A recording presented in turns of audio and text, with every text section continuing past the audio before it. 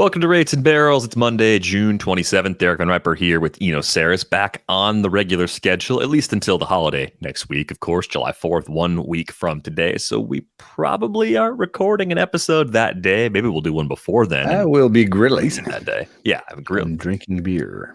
Seems like a good plan. I have to jump in on that with you.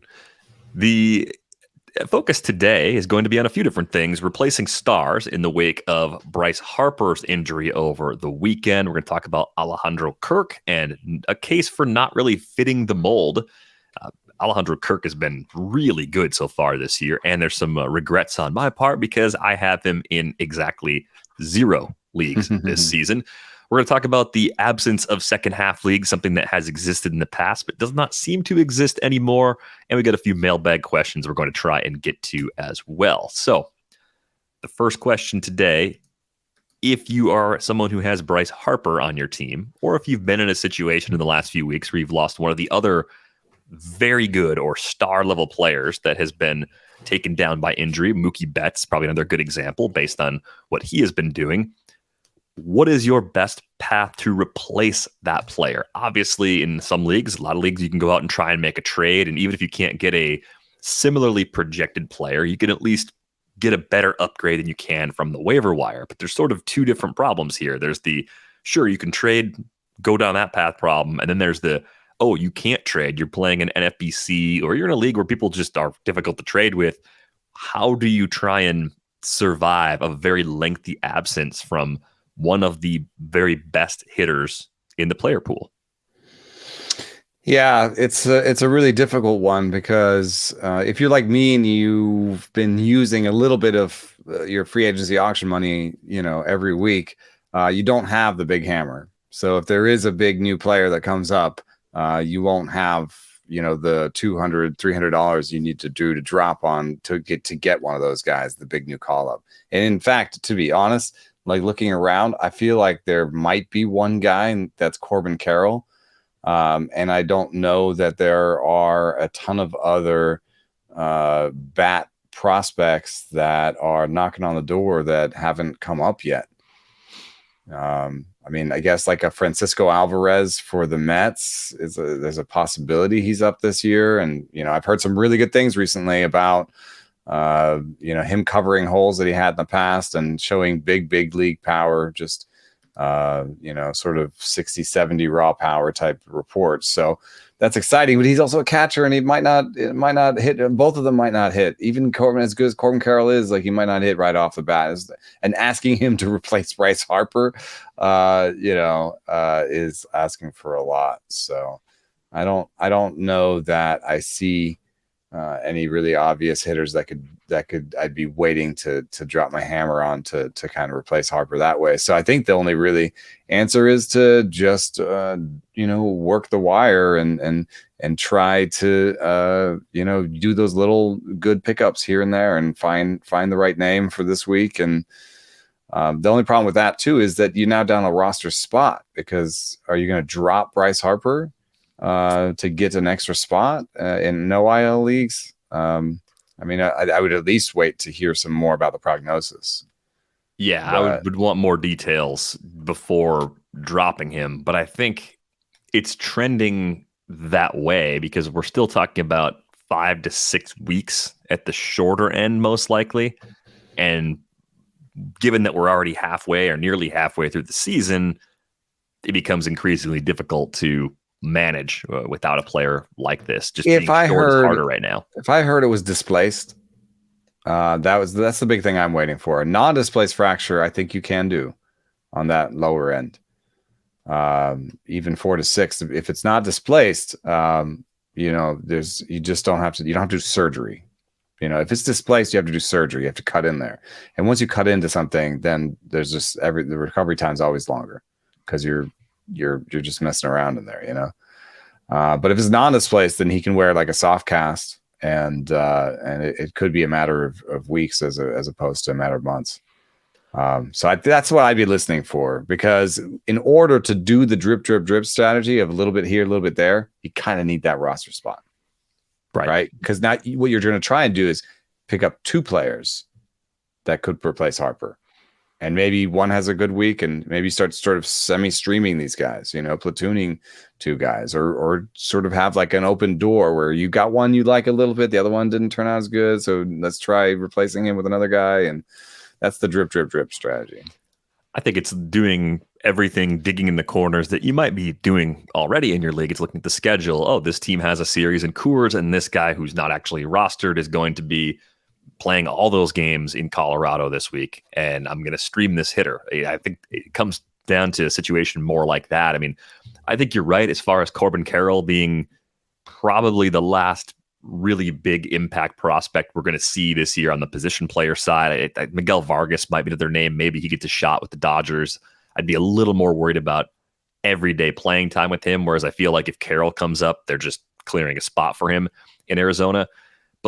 Just from a hypothetical standpoint, when you lose a star for a lengthy period of time, if you had the money in your in-season pickup budget, are you more likely to throw the Hail Mary at that prospect, knowing that they are generally not good in-season investments, dollar for fab? Are you more likely to chase that player with a larger production hole that you're trying to fill? Yeah, I think so. I mean, because if you've already put yourself in the position to have that hammer and you have a large amount of free agency auction budget, the only decision really is pitcher or hitter. And I think the decision has just been made for you. You know what I mean? Like, you could hold it all for Max Meyer when he comes up, and maybe that was your thought. Maybe I'm holding this hammer for Max Meyer, and maybe Max Meyer's worth a hammer. But now that you've lost Harper, sorry, Max Meyer, I gotta throw this at Corbin Carroll or somebody else. So, in leagues where you can make trades, I think it's probably finding one or two upgrades in other spots that help make up the ground. If keeper dynasty leagues, it's different because you can give up long-term value for the short-term upgrade. In redraft leagues, it becomes really difficult unless you have an excess of something else. Finding someone that wants to trade with you and give you back something that will actually help you can be a bit of a challenge. I was looking at the rest of the season projections from the Bat X and just sorting by WOBA just to kind of get a catch-all feel. I mean, Bryce Harper had the fourth highest projected WOBA, tied for third for the rest of the season. It's Trout, Tatis, Vlad Jr., and Harper are tied. Juan Soto's up there too. Judge, Alvarez, of course. So, I mean, you're going to the very top of the board. And the first name, as I started to go down the list, the first name I saw is a player we talked about on Friday, Will Smith. That was the first name I saw that surprised me at how high he was. And it's just WOBA. And all the things we were talking about with Will Smith last week, I think hold up here, because if you think about a team where one catcher league, two catcher league, you're not getting enough production from your catcher spot or your second catcher spot. If you could make a trade for Will Smith right now, that could be a massive upgrade. It could be almost enough of an upgrade in that roster spot to offset a lot of what you're going to lose going from Harper to the first outfielder on your bench or someone you're streaming off the wire. It's not going to fully get you there. That's a really interesting thing. Look around your team at somewhere else where you're massively under, right?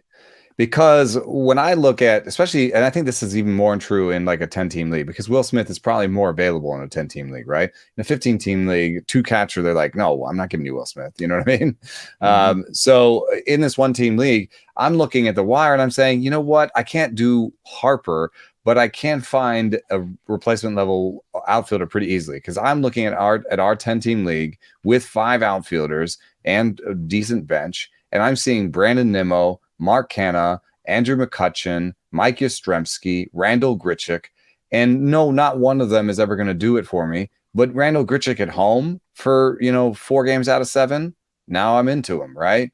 Mike Yastrzemski on the road, maybe. Andrew McCutchen at home for, especially if there's got a whole week at home and I can just put him in for a week. Yeah, I like that. Mark Canha away from home, I like him a little bit more, So, you can pitch and you can sort of put together a Frankenstein Harper by streaming those guys, maybe.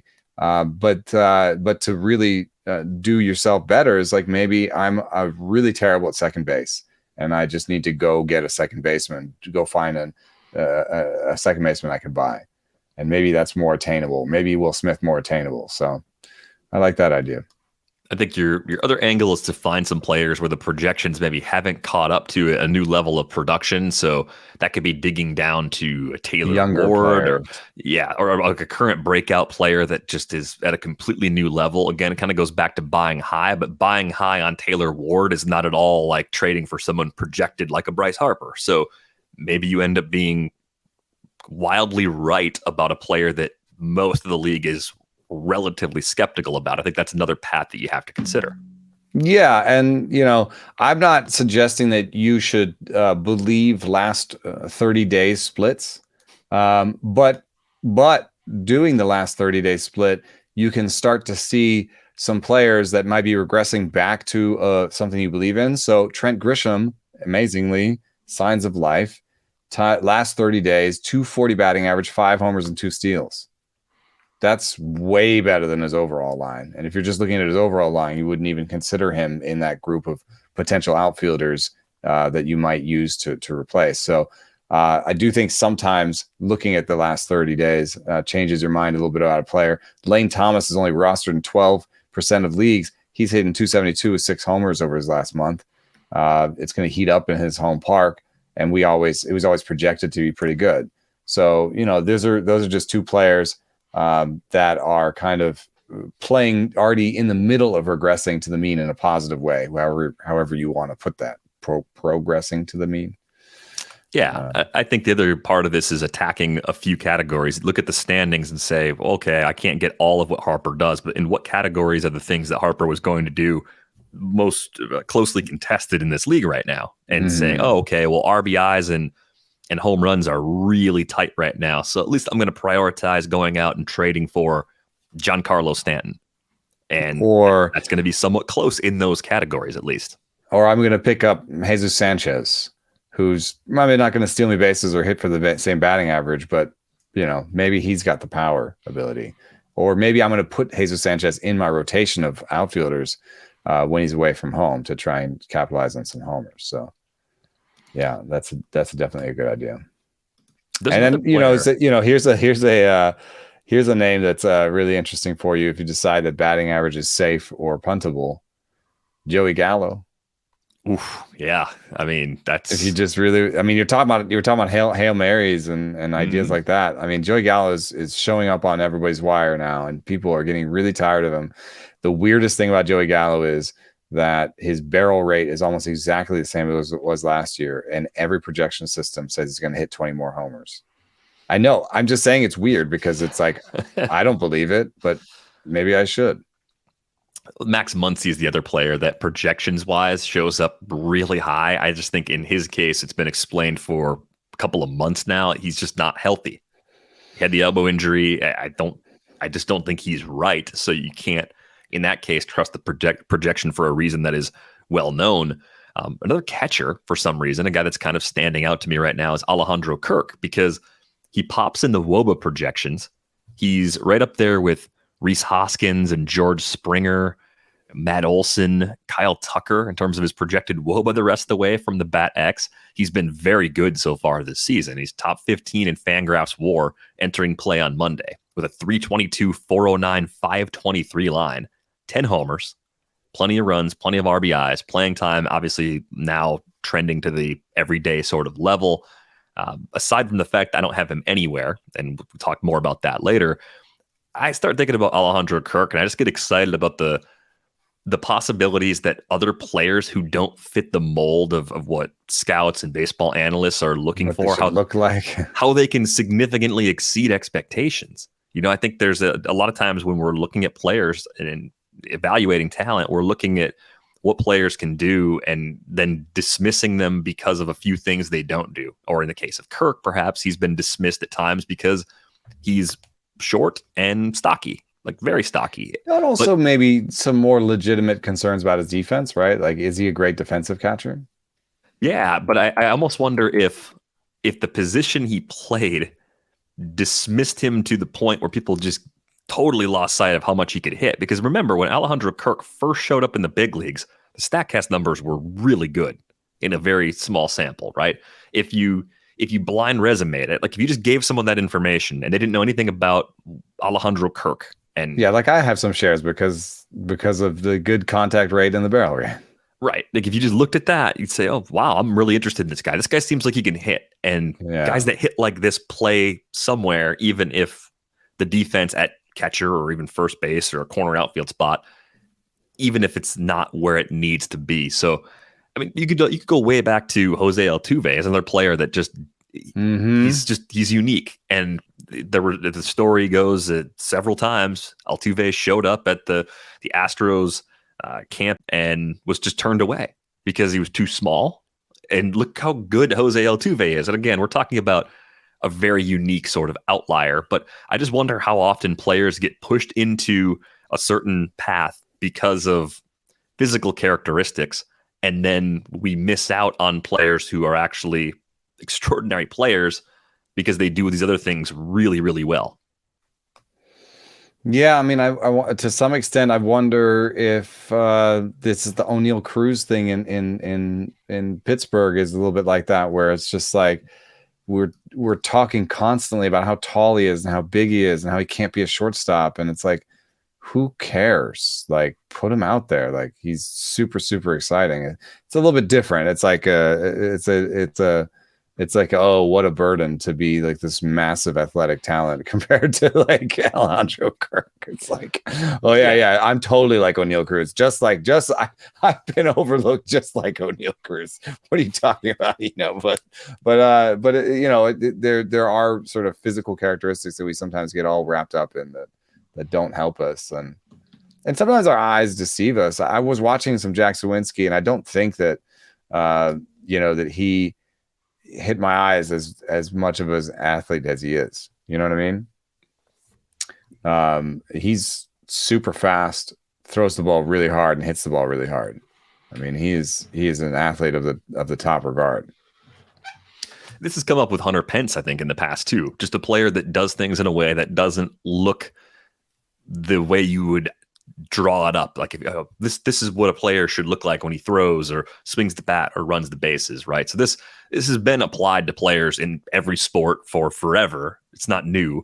I just think it's really interesting that Kirk has been this good of a hitter. And I think my reservations for Kirk specifically were more about playing time paths on a crowded team where they already had some guys that have defensive limitations.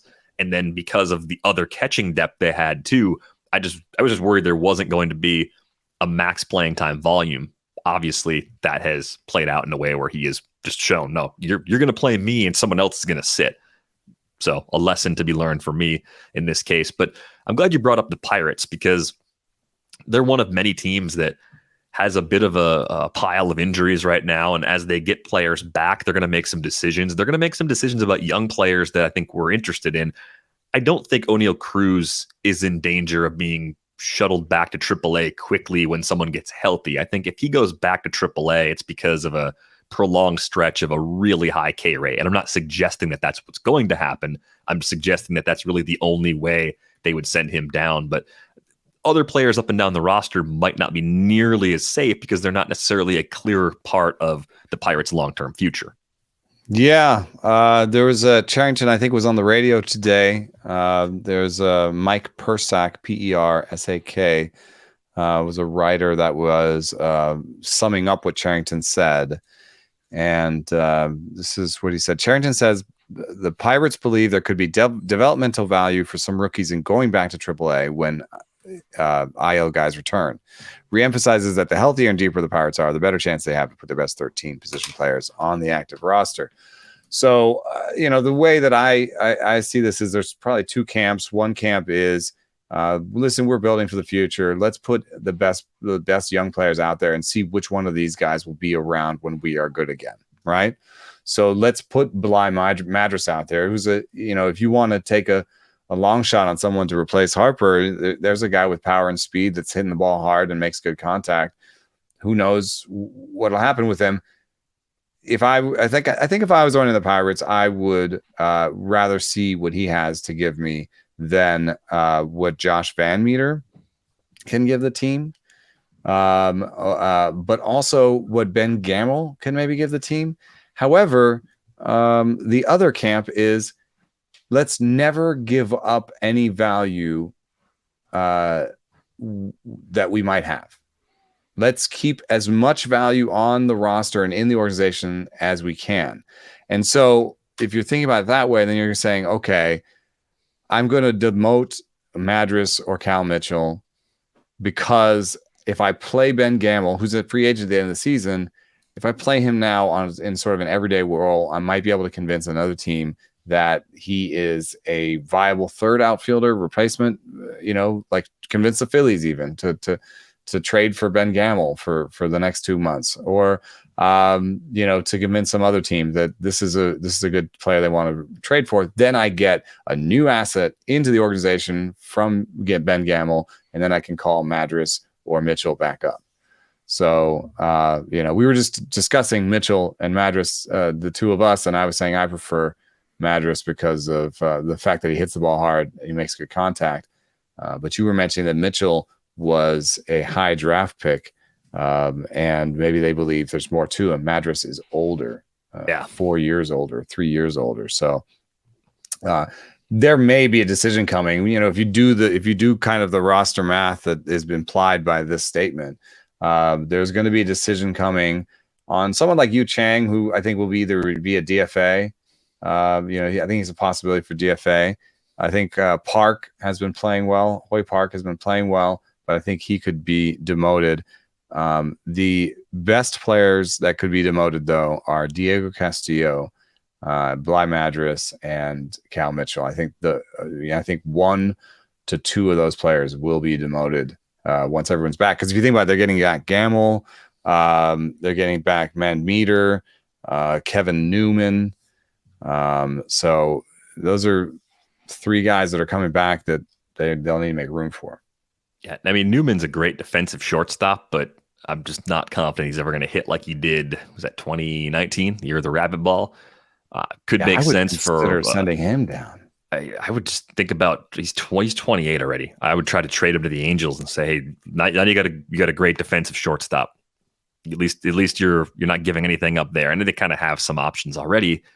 Maybe there's some other team that could use. I would definitely call the Angels. Yeah, I mean, this guy has a little bit more bat to him than somebody like Andrew Velasquez.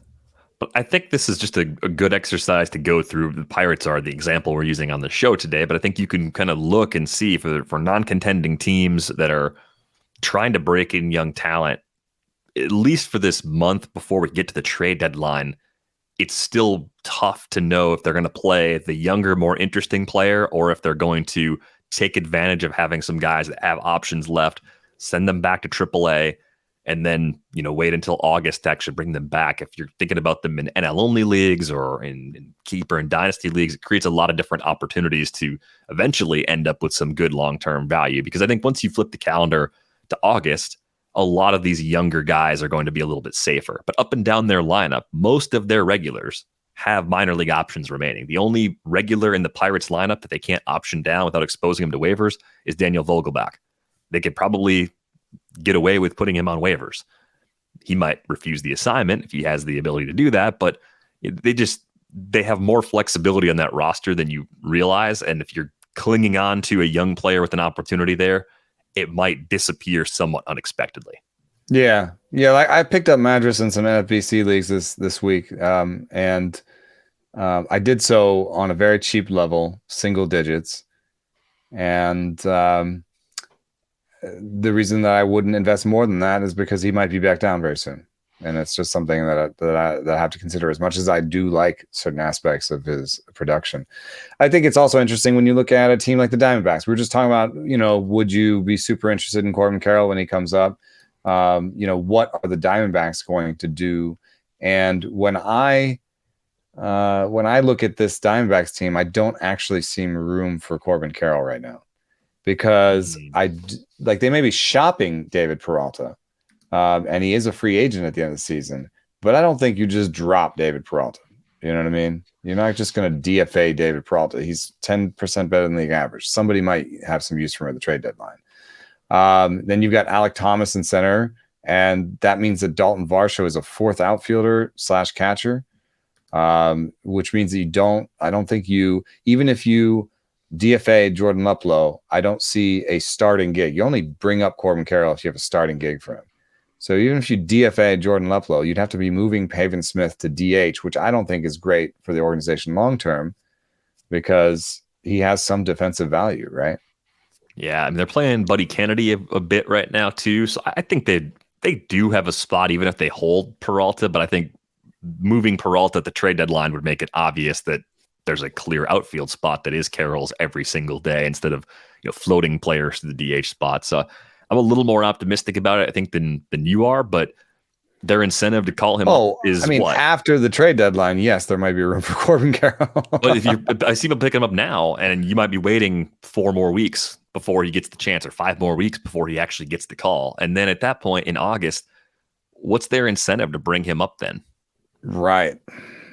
Yeah. And then they could bring up some no name that they wanted, that they, somebody who's popped in their organization in the minor leagues where they're just like, hey, we want to see what this guy's got, Corbin Carroll's the future. Yeah. But like, we need to see if this like 26-year-old, Bly Madras, like we need to see if this guy's legit or not. So many teams have guys, most teams have guys like that in their system that they believe in. Jake McCarthy might be a guy like that for Arizona, maybe. I don't know. I think he's former first rounder at least, or supplemental first rounder.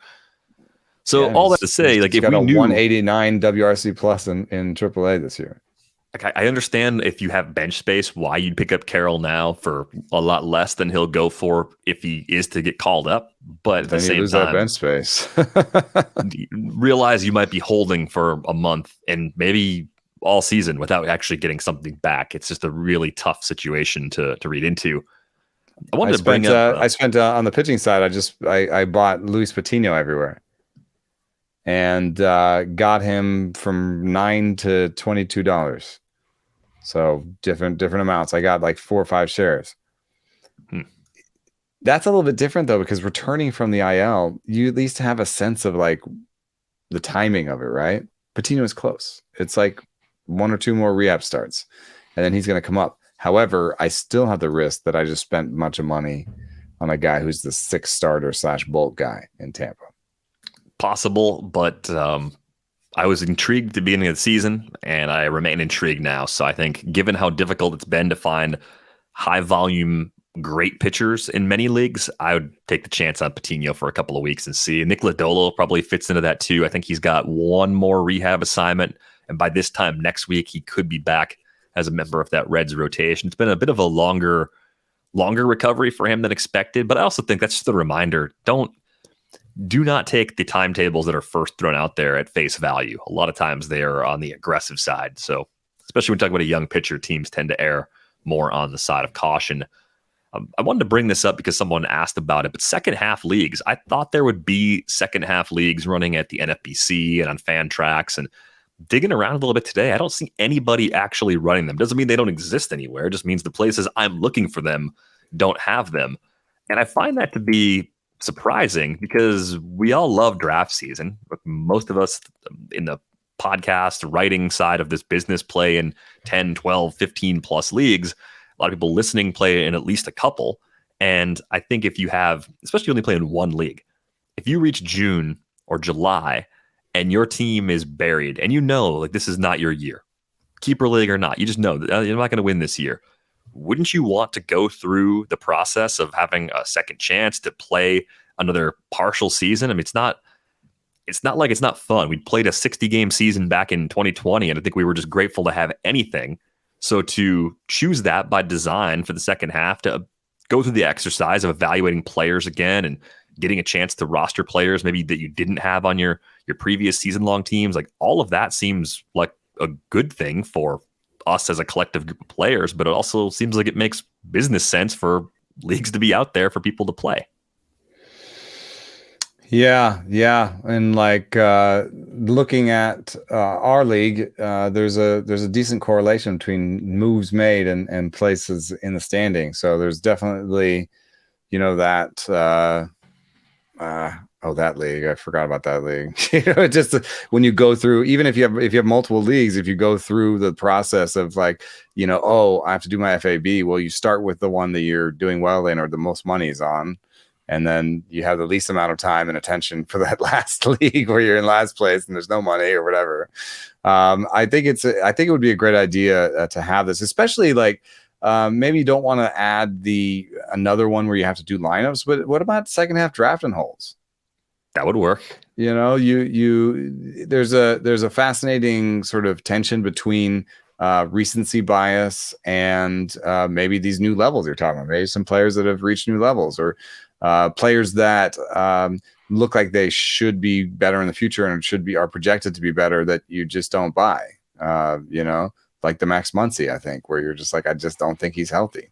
So there's like a different set of parameters. It's a slightly different game, and yet you could do the draft and hold, and you wouldn't have to do all the responsibilities of setting the lineup every day and doing free agency auctioning. So I think that would be a good way to give people like a little second juice. And if we made July 4th like the marker for it, people have off, you know, it's like July 4th weekend. It's like, oh yeah, that's second draft season. Friday, Saturday, Sunday, Monday, whatever those 4 days are, or everything leading up to that. Yeah, start the league on the Tuesday after the 4th. It's too early for fantasy football, preparation, unless you're Jake Seeley, probably. Well, it's too early for fantasy football for a lot of people, but there's also, I think what fantasy football's done better is they've pushed the best ball season up over time. I don't think the broader community's interest in fantasy football has followed in a way that like where the two lines are even, but it has led to some growth, right? So the diehards are all over it, and they always have been. The diehards will start drafting for the next season after the current one begins. I do that for baseball, so I get it. There's always some amount of demand for let's play right now. But there is, I think, some significant growth over time in doing drafts in the summer. Now, for example, I play in a fantasy football league with a bunch of friends that I grew up with.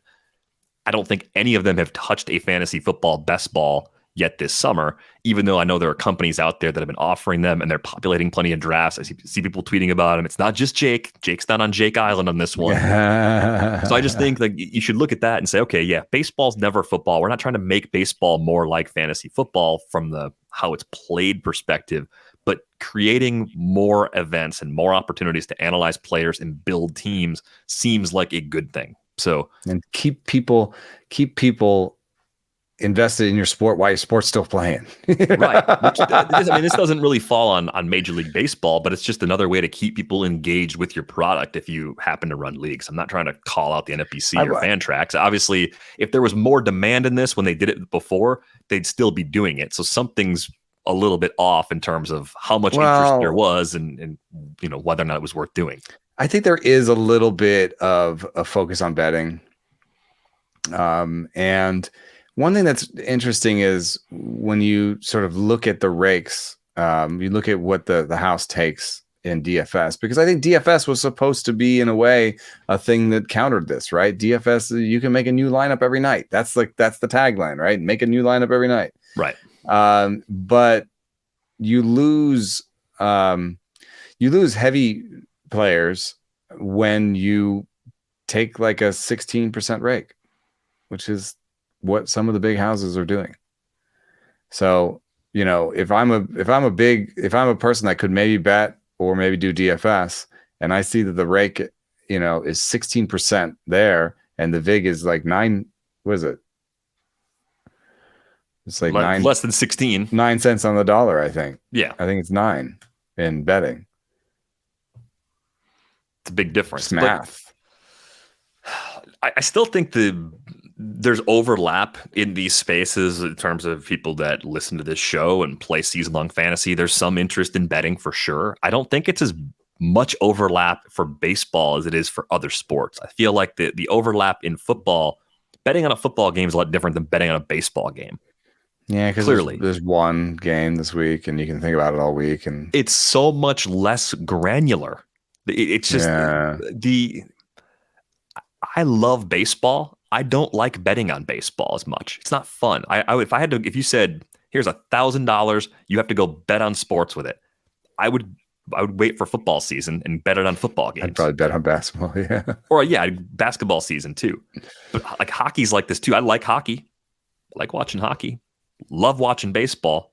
Not as interested in betting on them. I think It is crazy because you're thinking about park factors and humidors and, yeah, how does that pitcher's, pitches match up and how does that lineup match up? And that demand exists. There are people that want that. I'm just not one of them. And I think I'm not necessarily alone in thinking that 12-week or 15-week. And so fantasy represents a different way for you to kind of be engaged in the action, but not and in a granular fashion, but not in all the way, what that it might take to really bet well. I just think making predictions over longer periods of time is more enjoyable to me by a lot, because I think I feel that the process plays out in a way that's a little bit more fair. Obviously, we're in a season like any other season where star players get hurt. I think it was Jeff Passan or a bunch of other national writers were tweeting about all the star players that are hurt. That happens every year. You could look at the ADP every single year in fantasy baseball and run through the first 20 players and find that half a dozen of them at least missed significant time, right? Like Turner's been healthy, Ramirez has been healthy, Soto's been healthy, but go down to Harper, hurt badly right now. Luis Robert missed some time earlier this season. Betts hurt right now. Buehler hurt right now. Acuna missed time at the beginning of the season. Albies hurt badly. Woodruff has missed some time. Scherzer hurt badly. That's normal. And I think playing for 12, 15 weeks, we all deal with that. We deal with our share of bumps and bruises on our team. We have to replace a star usually at some point unless we catch really good fortune. That to me is a more enjoyable game than who's going to win this game tonight. Is this player going to homer tonight? Is this guy going to strike out 5 or more batters tonight? At least that last question is at least driving at something that I feel is a little bit more predictable based on a series of factors that are reasonably easy to digest and understand. Mm-hmm. Yeah, no, I get it. I've joked on this thing about how over the course of one player's career, you can be right and wrong about them a million different times. Or how, I was right to put Shane McClanahan in the top 10, and then I was wrong to not put him in the top 4. You know what I mean? It's like, but I was right. A month from now, maybe you'll be originally right, depending on how things go between now and then. That it's those longer snapshots that I think are just the most enjoyable to me. So I'm surprised that there aren't more in-season variations of what looks like a season-long fantasy baseball league. Yet Yahoo has their stuff still up and running. You can do an offline draft, or you can do auto pick. That doesn't help me. I can't find enjoyment in that. I don't want to run just getting enough draft people together for a regular draft is bad enough.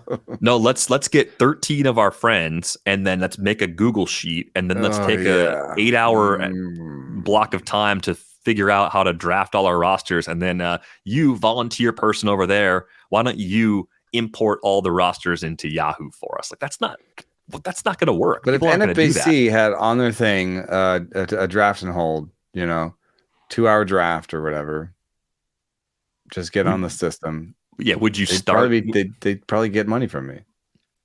I think they'd get some money from some people, but again, I trust that they realized that the demand wasn't high enough to justify time that goes into making sure it runs. Yeah. So that's why they don't do it. I'm just bummed that that's not a bigger part of the conversation. And maybe people out there listening are nodding along saying, yeah, I'd like to play in a second half league. Or maybe people listening are saying, this is the worst topic you guys have had in 3 months. What are you on? Like draft season's draft season because of when it happens and because it's a full season, not because it's a partial But it's season. So exciting. We can't have like a little mini draft season. I said this before, the Chandler Park leagues from 5-ish years ago, those were monthly leagues with a salary cap on them. That was really fun, where the prices would come out, I think the last week of the month before you would build your team for the next month. It'd run for 4 weeks. There was an overall component, individual component, and you just go on and do it again. I think that concept is something that I really liked. It's just, it's hard to get enough people to play it, I guess, to make it viable for all parties involved. Got a few mailbag questions to get to here. I had a question about chasing batting average, because we have talked a lot on this show about the ball and the humidor effects and what that's doing to power in particular. But Daniel was curious how we would decide if it's worth to fight for batting average points or to punt and double down on some low average guys, and then what kinds of players we might be targeting if we were going to try and make up ground in the batting average category. It's rough going, man. I mean, you have to think about it. We're almost a third of the way through the season. So if you have been doing something for a third, you have all this ballast, right? You have the third of this, the 2 months that you've been hitting at 250, right? Or you've been hitting at 235 or whatever it is. Then you have to, if you want to say make it from 240 to 250, then you have to do twice, like you have twice as long. But you already have this 1/3 ballast, right? So like in order to get to 250, you actually have to hit like 260,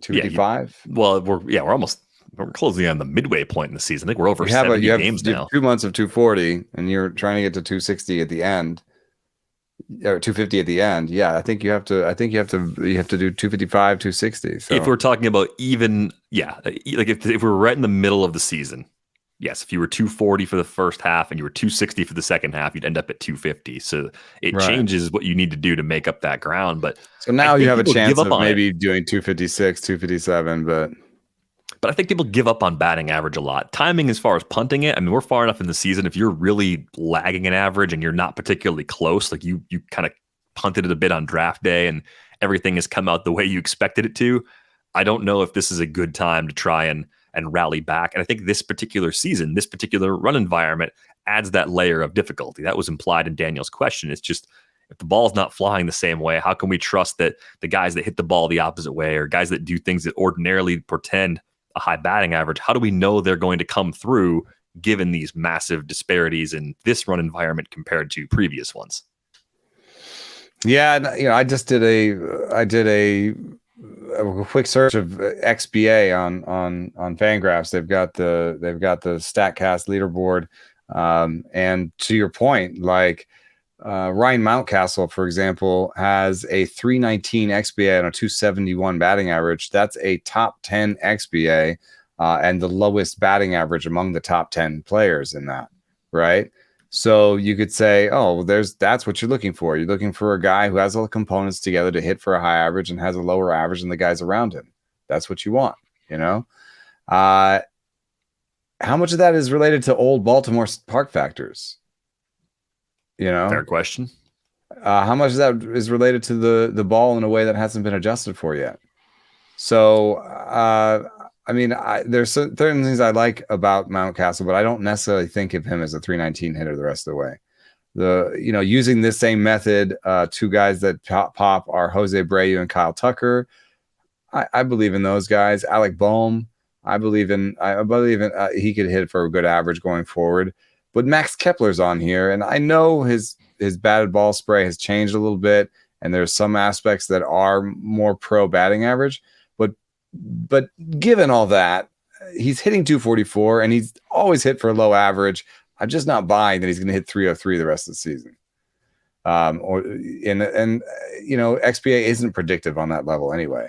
So if I was telling somebody to look for a type of player, I would just say, look for a player that doesn't strike out 20% of the time. So, the K percentage is less than 20% and has power, has more than zero power. So team players like that are Alex Verdugo, Michael Brantley, Jeff McNeil, Arenado, but, we're talking about acquirable players. So you seem more inclined to trade for the guys that are already hitting for average as opposed to trading for the guys that are underperforming their average. Yes. What I was just using a straight, like, here are guys that have a good strikeout rate and some power. Verdugo's only hitting 256, so that's somebody who's underperforming his average. Yeah, but the Brantley and then McNeil, those are guys that project their average for the rest of the season. I'd drop about a 290 on all of them, with maybe even slightly higher numbers on others. Yeah. I mean, it's well, here's a name, Alex Bregman. Bregman is a player that I'm sneaky wrong about right now. 234 for him, and maybe even Yuli Gurriel, 223 for him. And there's Max Kepler just staring at me again. I mean, Corey Seager came up on the show maybe 2 or so weeks ago now. He makes sense as someone that's going to hit for average the rest of the way, in addition to providing power and runs and RBIs. Doesn't steal bases, never really has, probably never will. He makes sense to me as someone that's going to be just fine in that category and even well above the typical player. So he would make sense. I actually think the better way to dig out of the hole in batting average, if you're not totally buried in the category and you want to try and make a run at it, I think you're looking for the high variance mashers that have underperformed their batting averages so far. Guys that scald the ball, but also because of their profiles can go surprisingly quiet in batting average. Christian Walker, a frequent player discussed on this show. He actually kind of makes sense to me as someone that you would trade for if you're trying to make up ground in batting average, because he will help you in the other categories regardless. You're going to get homers, you're going to get runs, you're going to get RBIs, and there's a decent chance that he's undervalued because his average is low, but he might actually be just fine in batting average for you the rest of the way. I think finding a few guys like that might actually be a low-key way to make a bit of an impact in that category without having to pay a premium for it in the case of a Jeff McNeil type or someone who actually is hitting for average right now. So it's a little bit of like a Kyle Schwarber situation where he's hitting 219, but he's 4th in the league in barrel rate. He's got an expected batting average of 251. Like you could expect him to hit for a better batting average going forward just because of how hard he hits the ball. Yeah. Let me see. Patrick Wisdom is popping on this list of barrel rate with low batting average that I'm doing right now, but his strikeout rate is so aggressive that I don't know about him. But yeah, Walker doesn't strike out that much, barrels a lot, and has a 206 average. That's a good one. Would you put Luke Voigt on that list? I think so. We talked about him a little bit on the waiver episode this weekend. I think both Voigt and Franmil Reyes, who came up a month or so ago, I mean, they're probably not going to help you a lot in that category, but they're probably not as bad as people make them out to be. And sometimes that buying opportunity is just a way to get in and do pretty well. I mean, Luke Voigt hit 277 in the shortened season. He hit 263 his first full season with the Yankees back in 2019 with the rabbit ball. And I don't think he's a 220, 230 guy, but the projections seem to think that's what he is. Yeah. So there's just some interesting players like that you would not think of them as great sources of batting average, but they're probably better sources of batting average than the projections are pointing to. And I think when you can find those players, you get a pretty nice buying opportunity. Cole Calhoun kind of pops for me this way. He's got the 23rd best barrel rate in baseball this year. Would not have guessed that. He's hitting 240. I think he's also safer, because I think Kyle Schwarber could hit 219 for the whole season. That's why I was saying look for the low K rates and the high and the okay ISOs. Those are the guys that should hit for batting average. I don't know. Sometimes these high variance mashers just have a whole season where they hit for a 55% fly ball rate and hit 219. Like Joey Gallo. But Cole Calhoun has a higher ceiling because I do actually think 235 to 250 is kind of 235, 240. I think that's his batting average floor. His XBA is 270. He's changed some things at the plate, and they're starting to mesh for him. So I think he could hit 270 going forward, 280. So I just think he's a really interesting one because compared to a Wisdom or Schwarber or even a Voigt, I think he has a higher batting average floor. Yeah. The suggestion to trade for Bregman was actually in Daniel's question too. Kirk came up as another name. Ahmed Rosario came up as another name. But I think Bregman, part of the reason why I'm so wrong about Bregman, at least why I think I'm wrong about Bregman, I could be wrong about why I'm wrong about Bregman too. It's so fun to be wrong on multiple levels like that. I think part of it is that I see the low K rate, and I think that automatically gives them a higher floor than we've seen to this point. And I think that might be a little bit off. The projections are finally pointing to numbers below most of what he's done when he's been healthy throughout his career. Right? He was in the 280 to 290 range from 2017 to 2019. He was at 270 back in 2021. And all the projections are under that for him now.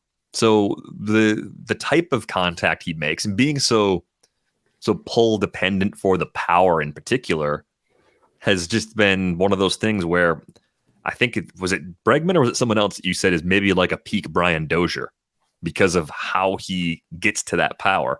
The downside to peak Brian Dozier is something people might remember. There was a lot more variance than there should have been relative to other players with some of those other underlying skills. Again, like the things like strikeout rate and just the basic ways we try to construct who a player is. So I think that's probably where I've erred a little bit when it comes to my expectations for Alex Bregman simply being too high. Yeah, and I think what's happening with him as well is that pull aspect of his game that he does rely on for the power. He's very much a high and tight and yank it for a homer kind of hitter. I think he's been shifted more over time. It's a little hard to just see it when you pull up the Fangraphs thing because it's in raw numbers. But he's been shifted more times this year than he was last year already. And last year he had 400 plate appearances, and he's got 296 this year.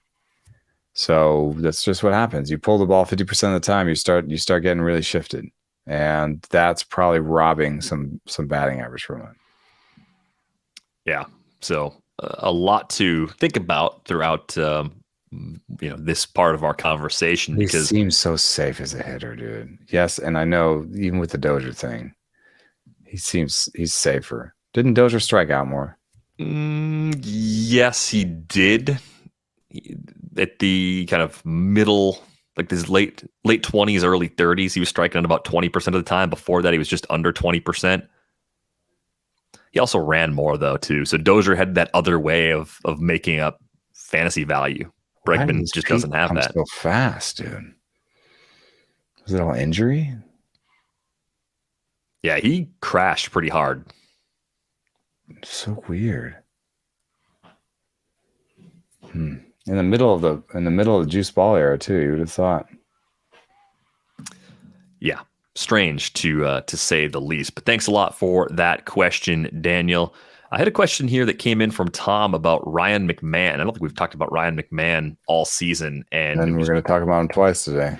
Yeah, so it's basically the. Oh no, that was Mountcastle. I was talking about everything. McMahon. Yeah.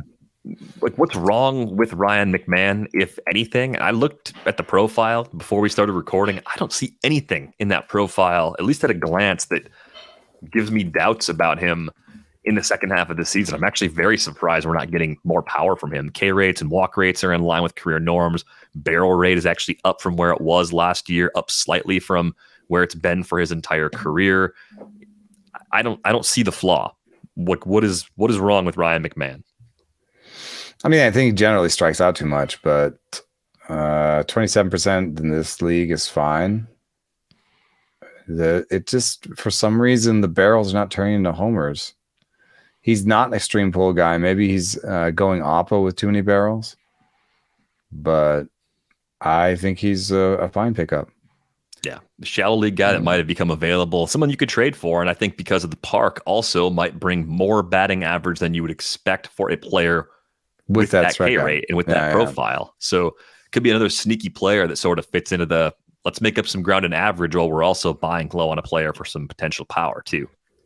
Yeah, I've been throwing him in some of my dynasty leagues, trade offers recently, and no nibbles yet. So it's always hard to get a true undervalue buy. Everyone wants the no. I see that too. I see his barrel rate too, dude. But we got breaking news, hot off the wire. The Seattle Mariners have acquired Carlos Santana for cash considerations and cash considerations for right-hander Wyatt Mills and right-hander William Fleming. Okay, so I guess he becomes the Mariners' regular first baseman. They were having a little bit of an issue there. Ty France just got hurt, so maybe it's diagnosed the grade 2 flexor strain. That's probably that's at least a month. Yeah, I would guess. He's not a pitcher, but it was a little bit similar to the Max Muncy injury. I guess this is a better outcome, but it was similar to that. And when your hand, the runner sort of, and the ball and the hand all were in the wrong place at the wrong time. So I guess Santana's their first baseman now, trying to make up that lost production from Ty France. I don't know. I think Santana could be almost like a DFA or release relegated to the bench if France comes back healthy, though. I think the real news here, though, is Vinnie Pasquantino, Italian beef, the call up for the Royals. And I think it's interesting that he comes. Is he the call up? Has that been confirmed? I think I have a confirmation on that. Pasquantino. I got MLB Pipeline. Royals have called up their number 3 prospect, Vinnie Pasquantino. Vinnie. Wait, so they're calling him the Italian Nightmare. Clay Link calls him Italian Beef, and then other people call him Italian Breakfast. We're gonna have to hash this out. And so the breakfast thing, probably just as like that's Butler. That's the Billy Butler connection. Yeah, because he's a Billy Butler. Same org. Yeah. I could see Italian Beef. He's listed at 245, 6'4", 245. I mean, if they put a listing of 245 on you, you could be as heavy as 275, 280. So, well, I'm glad that Pasquantino's call up overlaps the day where I kind of brought up the Alejandro Kirk just hits, and because his dimensions on the back of a baseball card are unusual, maybe people undervalued him. I wonder if that could have happened with Pasquantino along the way. I know he had pretty much like a legit breakout in the minors last year. Like he reached a new level last season, but he hit at the lower levels. Like he was good. He was good kind of everywhere previously, right? 2019, it was rookie ball. He was old for rookie ball. That's what it comes back to. He was 21 at rookie ball in 2019, lost the 2020 season like everyone else did. Looking at pictures of him now, I don't know if I'm getting the beef, man. He looks good. That's great. If the beef was supposed to be in reference to his midsection, at least.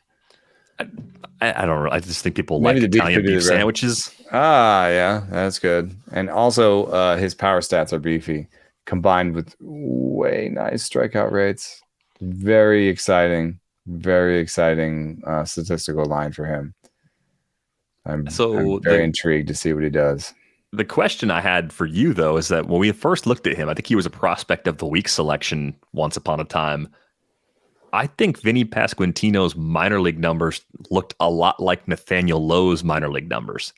Part of the problem with Lowe when he first broke in with the Rays is that he didn't really have a spot that was clearly his own, and he was an up and down guy. I don't think that's as much of a concern with the Royals, especially where they're at right now and where the Rays were at when Lowe first broke in. But I do think I want to see, okay, now that he's outside of the PCL environments, Omaha itself, not your high altitude, amazing place to hit the way that a lot of other places around that league can be. What does the underlying power look like in terms of max exit velo and barrels? Like that's going to be fascinating to see. I think this is a profile that's definitely worth taking a chance on. And if Nathaniel Lowe is the floor, that's a relevant corner guy in a 15-team mixed league with occasional 12-team value. I think there's a chance that Pasquantino actually has clearly more raw power. That is absolutely on the table here. I was thinking about it in the context of the Harper replacement. This looks like a guy who is going to have a really good, nice strikeout rate and a really nice ISO, and so therefore probably a really nice batting average. So if you wanted to replace everything but the stolen base, now put it in the context of the thing you said, home run hammer in terms of the free agency auction, are you going to go to $200-$300 on Vinny? The good thing is, in many leagues, you've got 7 days to think about. You get to see him for 7 days. That's right. You get a peek. You get a peek at some of those numbers. I realize he's been picked up in a few leagues over the last month or so as imminent call up. We knew this was going to happen eventually. It was a question of when exactly and how. Were they going to DFA Carlos Santana in Kansas City? Well, it turned out someone else had an injury and they were able to move him off the roster that way. Pasquantino's got 3 steals at AAA. Might even get you a handful of bags. Maybe. I don't know. Wouldn't bank on it. Just saying. He's a non-zero contributor. You know what this reminds me of a little bit too is looking at your Don Ventura's numbers before he came up. Alvarez? I mean, you're Don Alvarez, yeah. I mean, doesn't it? It's almost a near match. I'm going to take a trip back to Yordan. I also remember holding the hammer for Yordan Alvarez when he came up in 2019 and using it and being very happy. He had 313 with 27 homers in his first league. And then in the minor leagues, you're looking at Yordan Alvarez actually struck out a little bit more than Vinnie. Yeah, and I think with Yordan Alvarez, I mean, that was the 2019 year of the Rabbit Ball at AAA also. Obviously a great player. I'm saying he had 50 homers that year combined. Yeah, what part of the power being 23 homers in 56 games, what percentage of those home runs were the result of the ball? Well, a non-negligible number of them probably the result of the ball. Fascinating, still, amazing player. Still leaves a lot of other ones that he did, right? That's why. Okay, but that's why I like WRC plus, because it's in the appropriate context. 170 WRC plus at AAA league before adjusted. he debuted. Yeah, 144 for Pasquantino this year. Yeah, and what was it for Alvarez? Was 170. 170, so better, but something similar about it for me. I'm into Vinnie. If I had the hammer, I would really consider using it. What do you think Nate Lowe's AAA WRC plus was in 2019? Oh no, shut up. Just throw a number out there. What do you think it was? 145. Yeah, 141. All right. Lots of walks. He struck out a little more than Vinnie has so far this year. I think that's the thing about Vinnie Pasquantino. And his ISO didn't reach the same heights, right? Like it's more like low 200s with a 266 high. Whereas Vinnie has been above 200 easily, lowest of 250, and he's had now basically 300 ISOs twice. So are we saying Vinnie Pasquantino is definitely worth a pickup down to at least 12-team leagues? Yeah. Is this a minor league profile you'd buy into even in leagues more shallow than that? I mean, the 3-0 show league is a 10-team league. Should he be rostered and possibly used in that league? I'm not going to pick him up right this minute. So if you're racing to do that, well, it's fine. I'm doing it. Unreal. I hope someone else beat you to him. I'm doing it while I'm talking to you. Terrible. Actually, it's a little bit harder. I could drop Nico Horner, but Nico Horner's been playing really well, and he's a middle infielder, and I just lost Ozzy Albies, so I'm not going to necessarily do it right now. But yeah, I think he's got to get picked up in every league.